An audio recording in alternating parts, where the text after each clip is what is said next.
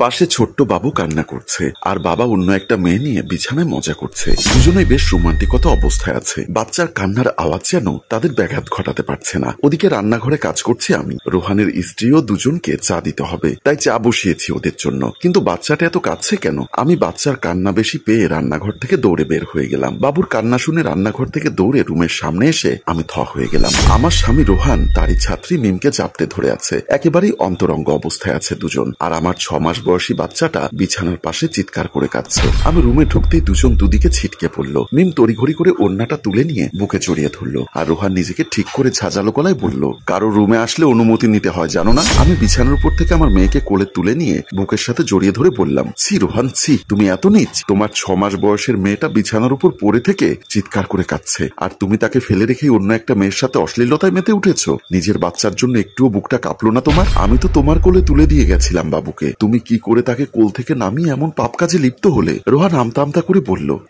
আরে ওর পিঠে একটা তেলা পোকা ছিল, খুব ভয় পেয়ে গেছিল মিম, তাই আমি ওটা ছাড়াতে চেয়েছিলাম। মিম এতক্ষণে মাথা উপরে তুলেছে। সে এবার শব্দ করে বলল, ভাবি ভাইয়া ঠিকই বলেছে। মিমকে আমি এক ধমক দিয়ে থামিয়ে দিলাম। তারপর বললাম, মিম তুমি কি জানো আমি তোমাকে কতটা বিশ্বাস করতাম? জানো না, আপন বোনের চেয়েও বেশি। এর প্রতিদান তুমি এভাবে দিলে? ছি। রোহান এবার রাগত স্বরে বলল, ওকে ধমকাচ্ছ কেন? হ্যাঁ, ওর কি দোষ? বললাম না তেলাপোকা। এক ধমক দিয়ে রোহানকে থামিয়ে দিলাম আমি। আর বললাম, ছোট লোক কখনো বড় হয় না, এদের মন মানসিকতা সবসময় নিচই থাকে। আমারই দোষ। সবাই নিষেধ করার পরেও যে কেন তোমার মতো ছোট লোককে বিয়ে করতে গেলাম? রোহান এবার উঠে আমার গালে একটা চর বসিয়ে দিল। ও চরের আঘাত সামলাতে না পেরে আমার বাচ্চা মেয়ে আরজুকে নিয়ে দূরে ছিটকে পড়ে পড়লাম। তেলাপোকা সরিয়ে দিতে গিয়ে কি কারো ঠোঁটেও চুমু খেতে হয়? রোহান এবার এসে আমার চুল টেনে ধরলো। ওর এমন অসভ্যতামি দেখে আমার বাচ্চা মেয়েটা চিৎকার করে কাঁদছে। ততক্ষণে সুযোগ বুঝে মিম চটকে পড়েছে। রোহানও পেছন পেছন বের হয়ে যায়, আমিও বের হয়ে গেলাম। আমি সোফায় বসে আছি বাবুকে নিয়ে। এখন বাসায় আমি একা। রোহান এবার আমায় তার ইচ্ছা মতো শাস্তি দিবে,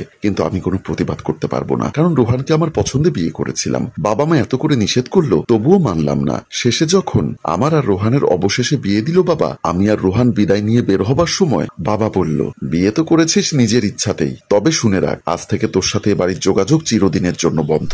কোনোদিন এই চেহারা নিয়ে আমার বাড়িতে আসবি না, তুই আমার জন্য মরা। আমার পৃথিবী যেন ছোট হয়ে আসছে, কি বলবো বুঝতে পারছি না। রোহানও মন খারাপ করে আমার দিকে তাকিয়ে আছে। বাবা বলল, এখন থেকে কোনো সমস্যা হলে নিজেই ম্যানেজ করবি, আমার কাছে এলে কোনো লাভ হবে না। তোর জন্য আজ থেকে আমার বাড়ির গেট চিরদিনের জন্য বন্ধ হয়ে গেল।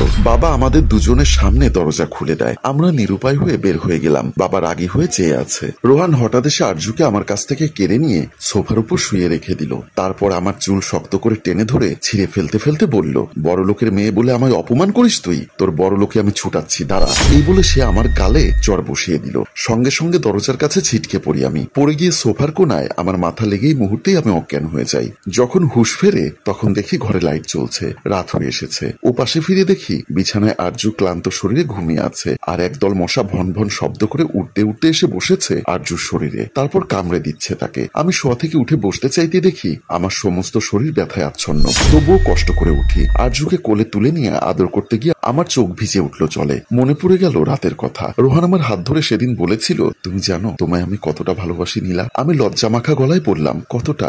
সারা পৃথিবীর মানুষের সব ভালোবাসা এক করলেও যতটা হবে ঠিক ততটা। ওর কথা শুনে আমি চোখ ভিজিয়ে কেঁদে ফেলেছিলাম। ওর বুকে মাথা গুজে ওর লোমকূপ ভিজিয়ে দিতে দিতে বলেছিলাম, আমি ভুল করিনি রোহান, আমার জীবনের শ্রেষ্ঠ উপহার আমি পেয়ে গেছি। রোহানও আমায় বুকে নিয়ে জড়িয়ে ধরে। এই সেই রোহান যাকে এর আগেও একবার সন্দেহ হয়েছিল আমার। বাবু যখন আমার পেটে, তখন একদিন ডাক্তারের কাছে গিয়েছিলাম। ওখান থেকে ফেরার পর দেখি ঘরের দরজা ভেতর থেকে বন্ধ।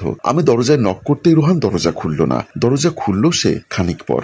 দরজা খোলার পর তাকে দেখলাম সে খুব এলোমেলো, গালে লিপস্টিকের দাগ, ঘাড়ের নিচে একটা খামচির দাগ, সেই দাগে জমে আছে রক্ত। দেখি আমার কেমন সন্দেহ হলো। আমি রোহানকে ঠেলে দিয়ে ভেতরে ঢুকে গেলাম। সঙ্গে সঙ্গে আমি ভেতরে গিয়ে খুঁজতে লাগলাম কে আছে, কিন্তু কাউকে না পেয়ে আশাহত হয়ে গেলাম। তখন দেখি রোহান বেলকনির দিকে উকি দিচ্ছে। আমি ওকে সন্দেহ মাখা গলায় বললাম, এখানে কি করছিলে তুমি? না মানে বেলকনির দরজাটা খোলা ছিল তো, তাই লাগিয়ে দিলাম। আমি বেলকনির দিকে যেতে চাইতেই রোহান বলল, দরজা খুলো না কেন? এমনি।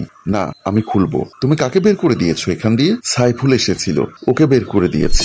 সাইফুল কি ঠোঁটে লিপস্টিক মাখে? কি সব আবল তাবল বকছো? রোহানের একটা হাত ধরে ওকে আয়নার সামনে নিয়ে দাঁড় করিয়ে দিয়ে বললাম, এই যে দেখো লিপস্টিক, এটা কিভাবে এলো এখানে? রোহান তখন হা করে হেসে উঠে বলল, সব রোহানের কাজ। ওই শালাজা শয়তান তোমার লিপস্টিক নিয়ে জোর করে আমার গালে মাখিয়ে দিয়েছে। আমি জানি ঘরে আমার কোনো লাল লিপস্টিক নেই। আর সাইফুল নয়, অন্য কোনো মেয়ে এসেছিল এখানে, তাই সেদিন আর কথা বাড়ালাম না, কারণ এই কথাটা বাহিরে ছড়িয়ে গেলে আমারই লজ্জা হবে। মানুষ আমার দিকে আঙ্গুল তুলে দেখিয়ে বলবে, ওই যে ওর স্বামী ঘরে অন্য মেয়ে এনে মেলামেশা করে। সেদিন রাতে শুধু রোহানের মা অর্থাৎ আমার শাশুড়ির কাছে বলেছিলাম মা, আপনার ছেলের অন্য একটা মেয়ের সাথে খারাপ সম্পর্ক আছে। শাশুড়িকে সেদিন কোনোভাবেই বিশ্বাস করাতে পারলাম না যে তার ছেলে অপরাধী, কিন্তু আমি সেদিন থেকে সতর্কই ছিলাম। ওই মেয়েটা কে ছিল আমি জানতে পারিনি, তবে মিমকে আমার খুব ভালো মনে হয়েছিল। শান্ত সৌম্য একটা মেয়ে, ইন্টারে পড়ে, রোহানকে ভাইয়া বলে ডাকে। ধর্মের প্রতিও গভীর মনোযোগ আছে তার। এমনকি আজকেও আমাদের বাসায় এসে আসরের নামাজ পড়ে তারপর পড়তে বসেছে। এমন একটা মেয়ে যে এমন কাণ্ড করবে তা কি কোনোদিনও ভাবতে পারতাম আমি? মেইন দরজার সামনে এসে পায়চারি করছি, বাবুকে ঘুম পাড়িয়েছি।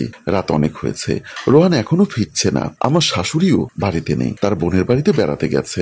একা একা এই বাড়িটাতে থাকতে আমার কেমন ভয় করছে, মনে হচ্ছে ভয়ে এবার আমি মরে যাব। কোনোদিন এভাবে একা থাকিনি। রোহানকে ফোন করতে আমার ইচ্ছা হচ্ছে না, ওর মতো পাপির সাথে কথা বলার কোনো ইচ্ছা নেই আমার। রোহান বাসায় ফিরল শেষ রাতের দিকে। আমি বিছানার চাদর খামচে ধরে কাঁদছিলাম আর দেখছিলাম রাজকন্যার মতো সুন্দর আমার মেয়ের মুখখানি। তখন ফিসফিস করে ঘুমন্ত আরজুর কানে বলেছিলাম, মারে, তোর জন্য আমি কিছুই করতে পারবো না, তুই আমার পথে বাধার পাহাড়। কেন যে তোর জন্ম হলো। তারপর আরজুর কপালে একটা চুমু খেলাম। সন্তানের কপালে চুমু খাওয়া যে কি স্বর্গীয় অনুভূতি তা সন্তানহীন কোনো মানুষ কি করে বুঝবে। আরজুকে চুমু খেয়ে আমি শব্দ করেই কেঁদে উঠলাম। রোহান তখন খাটের উপর পা ঝুলিয়ে বসে বলল, কি গো, এখনো মায়া কান্না কাঁদছো তুমি? এখনো ব্যাপারটা ভুলতে পারোনি না? আমি ওর সাথে কথা বললাম না, আপন মনে কাঁদতেই থাকলাম। রোহান আমার হাতটা ধরতে চাইল, আমি ঝট করে হাতখানা সরিয়ে নিয়ে বললাম, খবরদার হাত ছোবার চেষ্টা করবে না। রোহান ঠোঁটে হাসি ঝুলিয়ে বলল, ছুলে কি করবে? আমি রাগে কাঁপতে কাঁপতে বললাম, হাত কেটে ফেলবো। এবার রোহান হাহা করে অট্ট হাসিতে মেতে উঠল। তারপর হাসি থামিয়ে বলল, এই শোনো, হাত তো কেটেই ফেলবে, তার আগে এই হাত দিয়ে তোমায় একটু আদর করে দেই বাবু। জীবনে তো আর হাত দিয়ে তোমায় আদর করতে পারবো না কখনো। কথাটি বলেই রোহান আমার শাড়ির আঁচলটা ধরে ফেললো। আমি ওর হাত থেকে ছাড়াতে চাইলাম, কিন্তু পারলাম না। টেনে আমার শাড়ির আঁচল ফেলে তার মোবাইল নিয়ে কয়েকটা ছবি তুলে রাখে। ছবি তুলে সে এবার বলল, বাবু, শাড়িটা এবার সুন্দর করে পরে ফেলো, তোমার সাথে এই অসভ্য কাজটা করা আমার একদম ঠিক হয়নি, আমি সরি। এই কথা বলেও সে অট্টহাসিতে মেতে উঠল। আমি কিছুই আর করতে না পেরে অসহায়ের মতো হাউমাউ করে কাঁদছি। রোহান এবার আমার চুলে আলতো করে হাত বুলিয়ে দিয়ে বলল, বাবু, দেখো তোমার জন্য কি সুন্দর একটা গিফট এনেছি, দেখেই তোমার কান্না থেমে যাবে। রাগে আমি তাকাতে না চাইলেও কি মনে করে যেন তাকালাম। রোহান তখন তার ফোনের স্টোরেজ থেকে বের করে যা দেখালো তা দেখে আমার মাথা একেবারে ঘুরে উঠল।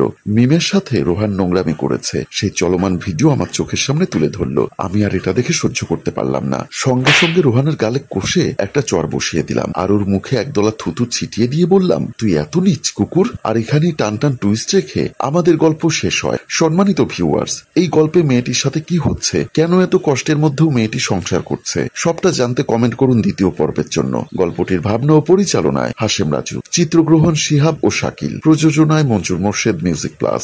গল্পটি ভালো লাগলে লাইক, কমেন্ট ও শেয়ার করে সবার মাঝে ছড়িয়ে দিন। ধন্যবাদ।